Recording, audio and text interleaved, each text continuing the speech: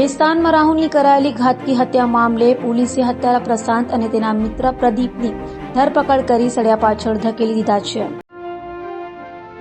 વેસ્તાન ખાતે રહેતા રાહુલ પાટીલની ઘર પાસે જ મિત્ર પ્રશાંત શિંદે તથા પ્રદીપ પાટીલે લાકડાના ફટકા વડે માથાના ભાગે હુમલો કરી હત્યા કરી નાખી હતી. જે અંગે વેસ્તાન પોલીસે તપાસ હાથ ધરી હત્યારા પ્રશાંત હીરામણ શિંદે અને તેને હત્યામાં સાથ આપનાર મિત્ર પ્રદીપ કૈલાશ પાટીલને ઝડપી પડ્યા હતા અને પૂછપરછ કરતા આરોપી પ્રશાંત શિંદેએ કબૂલાત કરી હતી કે મૃતક રાહુલ પાટીલની પત્ની સાથે છેલ્લા ઘણા સમયથી અનૈતિક સંબંધ હતા.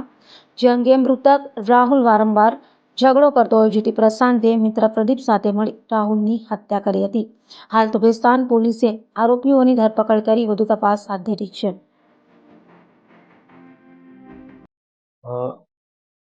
ગઈકાલ 8/7/2024ના આશરે રાત્રે 10 વાગ્યાની આસપાસ વેસ્તાન પોલીસ સ્ટેશનમાં એક ટેલિફોનથી એક જાણ કરવામાં આવેલી હતી કે ભાણોદરા ગામની સીમમાં ઇકલેરા તરફ એક સિંગલ પટ્ટી રોડ જાય છે. એ રોડની બાજુમાં એક ડેડ બોડી પડેલી છે અને જે લુહાણ હાલતમાં પડેલી છે.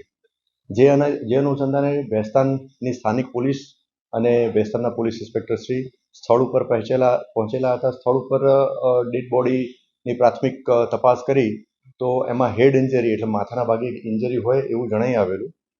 આસપાસ થોડી તપાસ કરી તો એને બીજી પણ ઇન્જરીઓ અને બ્લડ નીકળેલું હતું. જેથી એની